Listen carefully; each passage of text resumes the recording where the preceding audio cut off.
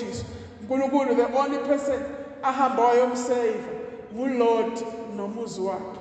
Wabasave azange babhubhe eGomora, wabakhipha uNkulunkulu eGomora because of the grace kaNkulunkulu. Le grace ayingekho phezu Abraham, kodwa this was the grace yakaLord. uNkulunkulu ambheke wamenzela umusa lo Lord. So sidinga igrace ngokuhlukahlukana. La khona sekukhona ukufa, la khona sekukhona ukubhubha. uNkulunkulu akwehlisele nomusa wokuhlenga umndeni wakho, wokuhlenga obathandayo, wokubakhipha kusifungo sakaSathane sokubabulala. uNkulunkulu abarescue, abakhulule. That's the grace oyidingayo. Ungezwe sekuthiwa nanga lapha sekonakele. You need the grace. Uma uzomkhoza uNkulunkulu lo musa ukwanele. Yonke le musa asinika wona usanele bazalwane. La uSathane athi uyabulala khona, Jehova athi ngithi ngeke ngenxa yomntana wami engimnikeza umusa. Ngeke ngaweqa lo musa engimnikeze wona. Lo musa lo udimanda ukuthi makaphile lo muntu wakhe ogulayo, makasinde lo muntu kuleya ngozi, makaphiliswe lo muntu kuloba kufa.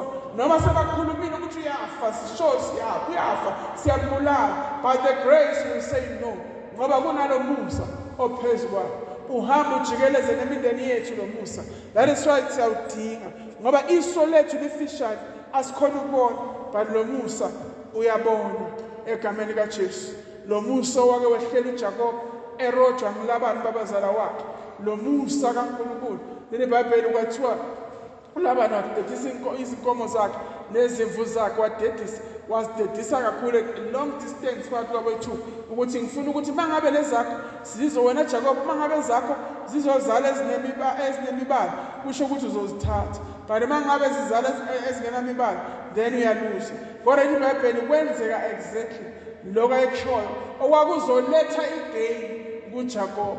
Zazalwa zinamabalabala, kwasho wona ukuthi vele uJacob efanele azithathe.